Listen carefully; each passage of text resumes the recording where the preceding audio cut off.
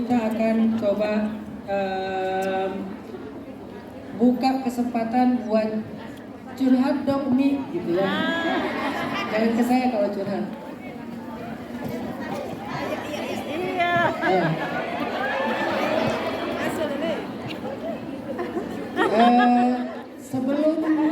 Sebelum kita buka sesi tanya jawab, saya pengen ngajak teman-teman bareng dengan saya untuk sama-sama bersama dengan Bunda Nur Istiqomah, Nuris.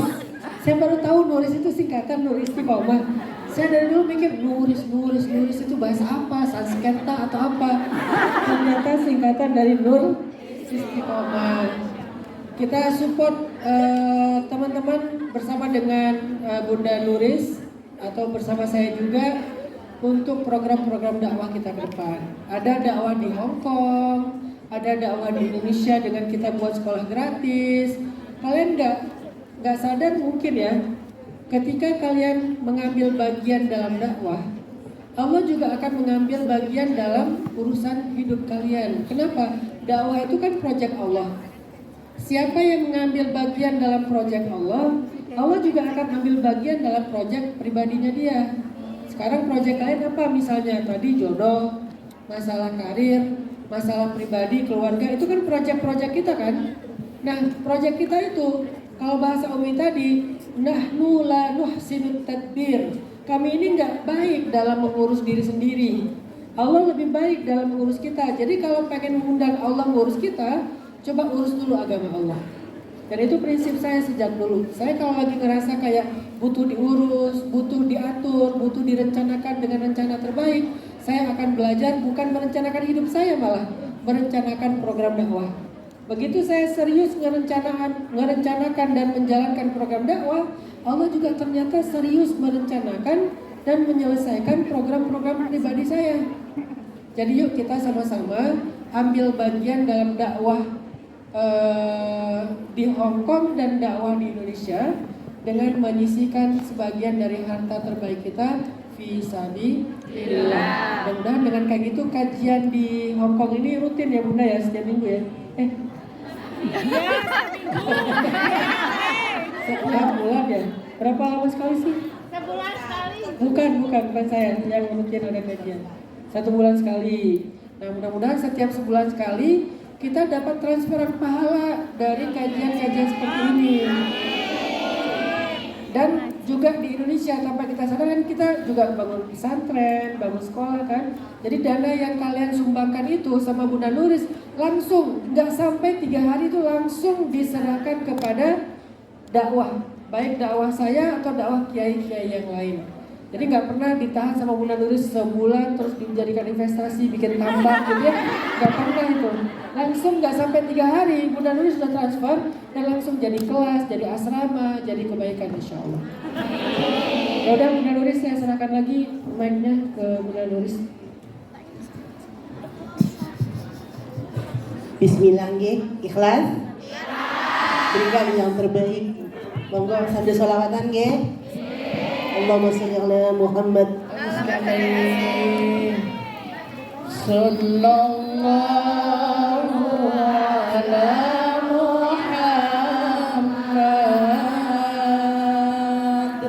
Sallallahu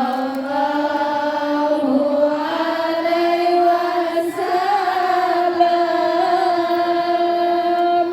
Sallallahu ala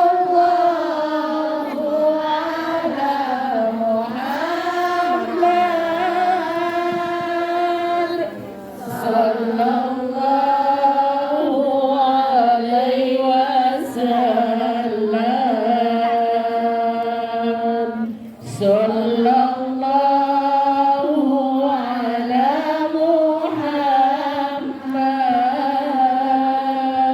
Muhammad. Sallallahu alaihi wasallam. Sallallahu ala Muhammad. Sallallahu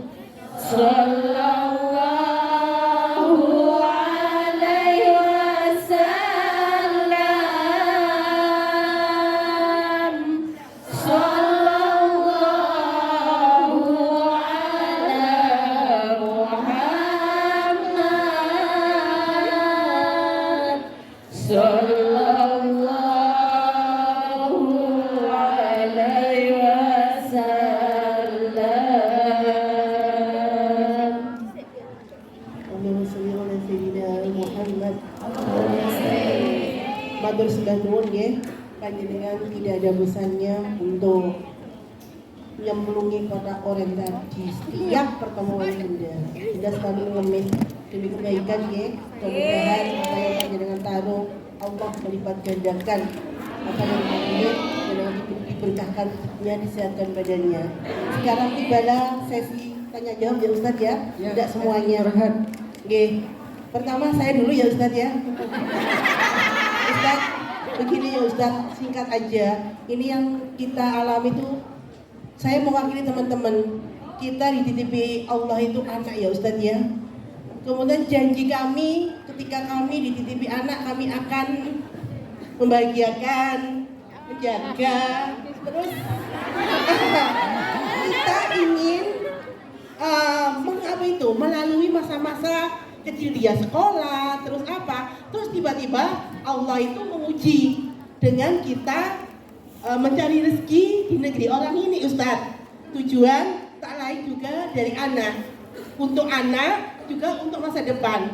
Terus apa hukumnya Ustadz? Berdosakah kita meninggalkan anak yang dititipi Allah adalah amanah ya Ustadz ya. Sedangkan kami bukan gila uang Ustadz, kami bukan gila harta, tapi rezeki kalau tidak dicari ya Ustadz ya, kami tidak akan dapat uang yang justru uang itu gunanya untuk membiayai anak.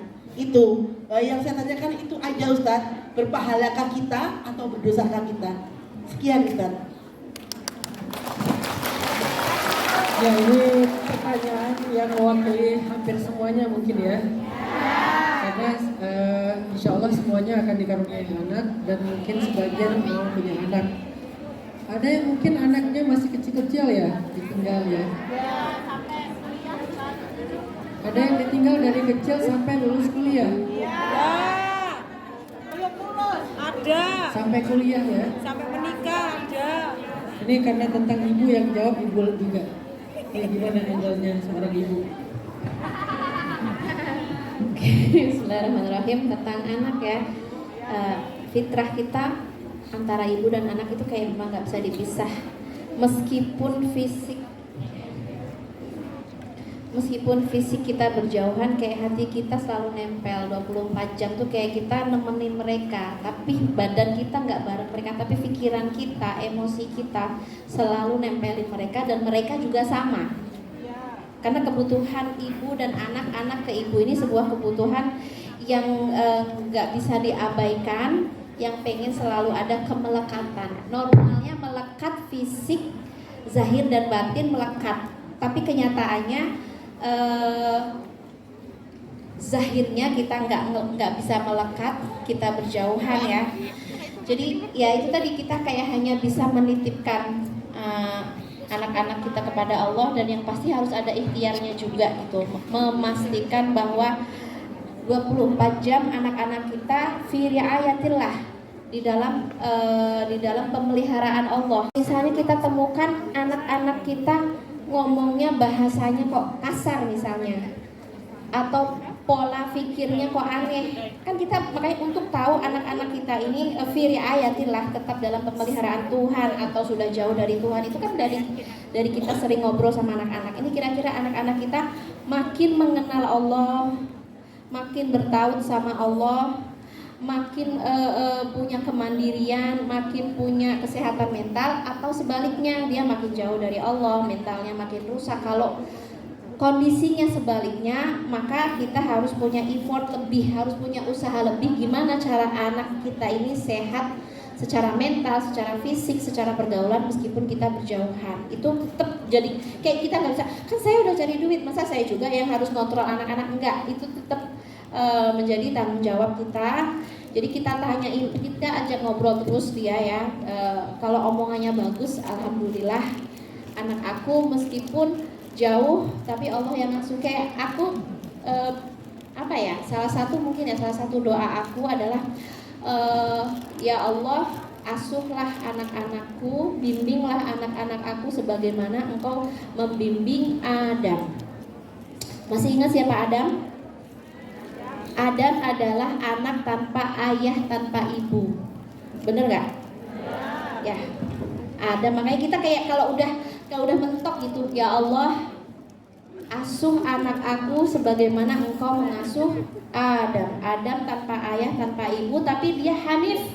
Dia bisa lurus, dia bisa benih fitrahnya, dia mengenal Tuhannya, dia jadi manusia bersyukur, dia jadi manusia yang berakhlak mulia. Atau ya Allah, bimbinglah anak-anak aku sebagaimana engkau membimbing Musa.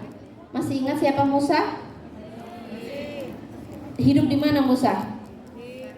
Di istananya Fir'aun ya. Meskipun mungkin lingkungan Musa sangat buruk, dididik oleh Musa, melihat perilaku melihat perilaku Fir'aun, melihat akhlak Fir'aun yang buruk, tapi Musa masih tetap menjadi pribadi seorang nabi, pribadi yang berakhlak mulia. Jadi kita sendiri bingung gitu, ini gimana cara ngedidik anak yang kita ikhtiar dengan mendatangkan guru yang baik, memberikan teman yang baik, tetangga yang baik, tapi juga berdoa. Seperti engkau didik Musa atau engkau didik Allahumma ati ibni hikmata Luqman. Ya Allah, berikan untuk anakku hikmah sebagaimana engkau berikan untuk Luqman. Ya, Luqman itu mungkin juga tanpa pendidikan yang neko-neko, yang effort banget ya. Allah langsung yang ngedidik. Jadi teman-teman yang dirahmati Allah, kayak kita harus melihat kekuasaan Allah di orang-orang soleh ketika mereka ngedapetin keberuntungan itu, seperti Luqman, seperti Sulaiman. Allahumma fahim ibni fahma Sulaiman. Ya Allah, berikan anak aku fahamnya Nabi Sulaiman. Jadi jangan dianggap bahwa doa-doa kita ini doa-doa yang sia-sia. Doa seorang ibu sangat diijabah oleh Allah, terutama ibu-ibu pejuang, terutama ibu-ibu yang taat kepada Allah, ibu-ibu yang fisabilillah ini ya, mencari nafkah adalah salah satu jihad para perempuan yang ada di sini. Jadi perbanyaklah berdoa dan komunikasi dengan anak-anak, dan pastikan mereka memiliki lingkungan yang baik, mulai dari temennya, gurunya, keluarganya gitu. Itu cara taunya gimana? Sering ngobrol sama mereka. Jadi harus punya waktu khusus mendengarkan curhat mereka. Jangan sampai kita kayak lelah ngedengerin curhat, bosen ngedengerin curhat, males ngedengerin curhat, karena dari curhat itu kita akan mengenal dia sedang kondisi seperti apa, kebutuhannya apa, harus kita dengarkan. Dengan begitu meskipun secara zahir kita tidak melekat, tapi secara batin kita tak terpisahkan. Semoga banyak sekali Masya Allah. Paling itu sih Bunda, semoga kangennya Bunda dan para bunda yang ada di sini menjadi ladang pahala dan berkah ya. Amin. Berkah untuk anak-anak kita dan pengorbanan kita nggak sia-sia. Oke. Baik, udah jelas ya jawaban dari Umi Hanin. Jagalah anak kita dengan doa, jangan putus doa. Selain komunikasi, bukan anak kita aja yang hidup dengan kondisi yang istimewa ya, jauh dari orang tuanya. Kita juga mengenal kisah Nabi Muhammad SAW juga nggak punya ayah, nggak punya ibu. Kalau ini punya, cuman jauh. Itu lebih memprihatinkan, bahkan nggak punya sama sekali. Tapi beliau dibimbing oleh Allah. Allah sendiri yang menafkahi beliau, Allah sendiri yang membesarkan beliau, seperti Allah membesarkan Sayyidah Maryam, nggak punya ayah.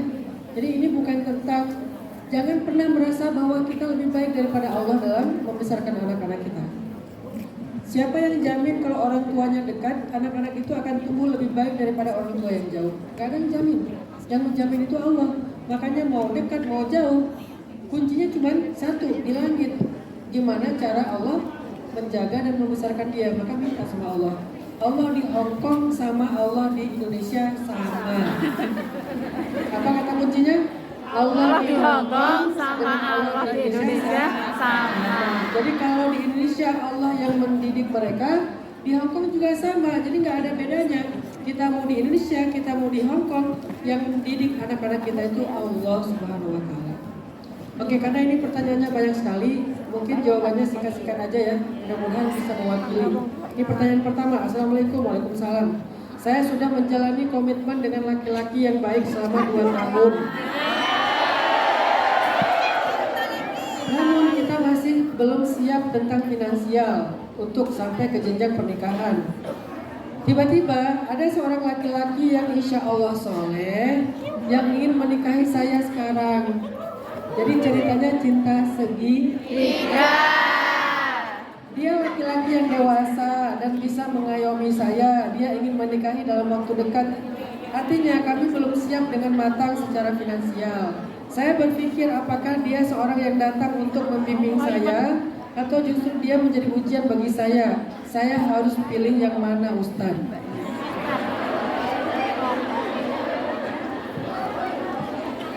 Dalam memilih dua hal yang sama-sama baik dan halal dalam Islam, maka Islam mengajarkan kita untuk melakukan sholat istikharah. Sholat istikharah itu bukan sekali, berkali-kali. Minta Allah SWT yang memberikan isyarat harus memilih yang mana. Setelah melakukan istikharah berkali-kali, baru kemudian yang kedua istifta, minta fatwa mana yang halal, mana yang haram. Setelah istifta, istisyarah, minta nasihat dari orang yang berpengalaman, orang tua, guru, sahabat. Minta dari orang yang berpengalaman di antara dua pilihan yang sama-sama baik ini. Yang satu orangnya dewasa, umurnya lebih tua daripada kita. Yang satu orangnya mungkin sebaya tapi orangnya lebih asik. Maka minta pendapat dan nasihat dari orang yang lebih berpengalaman. Istikharah. Ini pertanyaan kok ada gambar saya. Wih, saya lebih muda di sini ya. Makasih yang udah ngirim lukisan. Jangan-jangan dia selama dengar taklim ngelukis ya.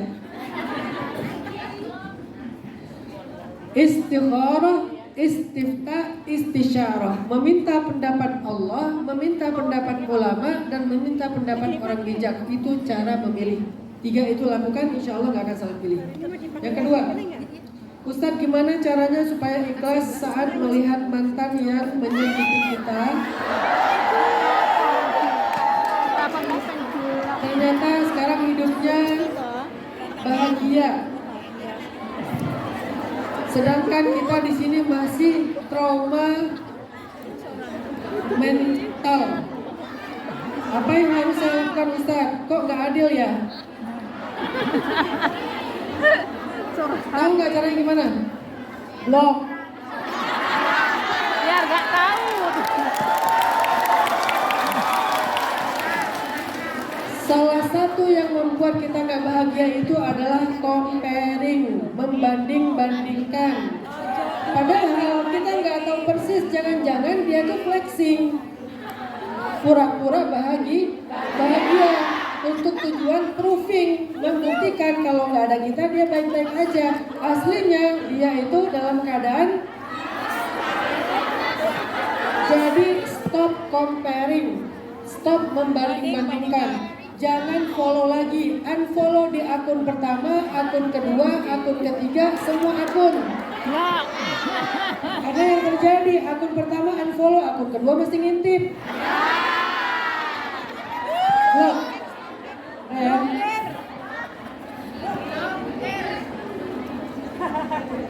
Umi, Ustadz, ibu saya sakit, lalu yang merawat suami saya setiap hari memandikan dan merawatnya. Apakah saya berdosa?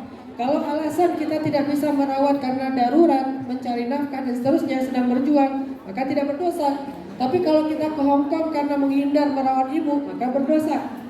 Innamal a'malu binniyat. Ke Hong Kong gara-gara gak pengen ngerawat ibu atau karena memang harus mencari nafkah untuk keluarga? Kalau harus karena darurat, karena kita memang harus menafkahi keluarga, maka insya Allah gugurlah kewajiban-kewajiban tadi, apalagi sudah diwakili oleh suami. Ustadz, nyuwun ijazah doa untuk melembutkan hati majikan saya, insya Allah. Ini ada ijazah doa melembutkan hati? Ya Latif. Baca doanya Hasan Al-Basri. Mau direkam, jangan dicatat, rekam aja. Tapi pakai film. Dulu Hasan Al-Basri pernah mau dihukum pancung oleh Hajjaj, seorang gubernur Irak yang kejam. Kemudian ketika Hasan Al-Basri ditangkap dalam perjalanan dari Madinah ke Irak, Hasan Al-Basri membaca doa ini. Pakai bahasa Indonesia aja biar gampang. Ya Allah, padamkanlah api kemarahan di dalam hati Hajjaj seperti engkau memadamkan api bagi Ibrahim. Ya Allah, padamkanlah api kemarahan dalam hati Hajjaj seperti engkau memadamkan api bagi Ibrahim. Kemudian baca kalimat hasbiyallah wa ni'mal wakil, karena itu adalah doanya Ibrahim alaihissalam. Udah. Boleh disebutkan, boleh nggak disebutkan. Allah lebih tahu isi hati kita. Mau disebutkan boleh.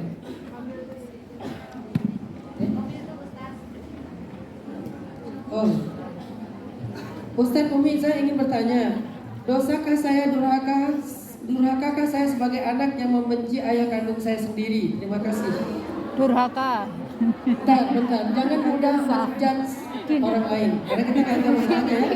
Tergantung apa penyebab kita benci. Karena selain anak bisa durhaka kepada orang tua, dalam Islam orang tua juga bisa durhaka kepada anak. Saya pernah menangani nggak satu kasus, lebih dari satu kasus, ayah yang menodai anaknya, yang merusak putrinya lahir dan batin. Saya tangani kasusnya. Yang terbaru ini anak umur 10 tahun. Dia sudah dirusak lahir dan batin oleh ayahnya sampai terindikasi HIV. Kalau kasusnya kayak gini, apa nggak pantas anaknya membenci orang tuanya? Pantas dong. Makanya saya nggak mau menghakimi seseorang hanya dari pertanyaan. Tergantung masalahnya. Kalau masalahnya adalah kezaliman, kalau masalahnya adalah penganiayaan, kalau masalahnya adalah keburukan-keburukan yang melanggar maqasid syariah, harga diri, kehormatan, nyawa, agama, dan seterusnya, maka wajar kalau seorang anak muncul rasa benci kepada Allah Subhanahu, kepada orang tua. Kepada orang tua. Tapi kalau alasannya kayak cuman dikerasin, bawel, atau mungkin sedikit nggak nyaman, maka belajarlah untuk berlapang dada. Bagaimanapun juga dia adalah orang yang paling bertanggung jawab tentang kita dan yang paling berjasa dalam hidup kita. Tergantung masalahnya. Dulu di zaman Umar ada seorang ayah yang ngadu tentang anaknya. Ayah ini bilang gini, anak saya nggak mau ketemu saya, wahai Amirul Mukminin. Apakah dia durhaka? Kemudian Umar memanggil anaknya, panggil anaknya ke sini. Ditanya, kan nggak bisa lah dalam Islam langsung menghakimi ya. Tanya dulu, kenapa kamu nggak mau ketemu ayahmu? Kata dia, ayah saya itu melakukan 3 kesalahan kepada saya, ya Umar. Apakah seorang ayah bisa durhaka kepada anak? Bisa, kata Umar. Alasannya apa? 3. 1, mencari ibu yang tidak soleha untuk anaknya. Yang kedua, menamai anaknya dengan nama yang buruk. Yang ketiga, memberikan nafkah dari harta yang haram. Kata anak ini, wahai Amirul Mukminin, ibu saya adalah seorang pezina. Saya diberi nama-nama yang sangat buruk artinya, dan saya dikasih harta dari harta yang haram. Maka dengan demikian Umar pun menghukum ayah tersebut dan membolehkan anaknya untuk tidak bertemu dengan ayahnya sampai ayahnya bertaubat. Itu artinya tergantung masalahnya. Jadi selain anak bisa durhaka kepada orang tua juga bisa durhaka kepada anak dalam Islam. Kok jarang ya Ustaz kita dengar cerita orang tua durhaka kepada anak? Karena yang ceramah orang tua. Jadi kurang fair ya. Coba yang ceramahnya anak. Ada juga itu hadis-hadisnya. Cuman yang ceramah berhubung orang tua, nggak dia keluarin tuh hadisnya. Apa hukumnya berwudu setelah mandi tanpa memakai pakaian? Misalnya cuma pakai handuk aja. Tidak ada syarat menutup aurat ketika berwudu. Itu bukan syarat sah wudu, itu adab berwudu. Bukan syarat sah tapi adab berwudu. Tidak membatalkan wudu, tapi kalau lebih baik lagi lebih sempurna maka itu lebih utama. Tapi bukan syarat sahnya wudu. Minta doa Ustaz buat anak saya yang sedang di rumah sakit. Namanya Muhammad Atta Faris Nailun Nizam. Insya Allah yang doa nanti kita bacakan di terakhir ya. Kalau di sini dulu, ini doa di sini. nama saya hamba Allah. Ya kalau gitu ngapain disebut?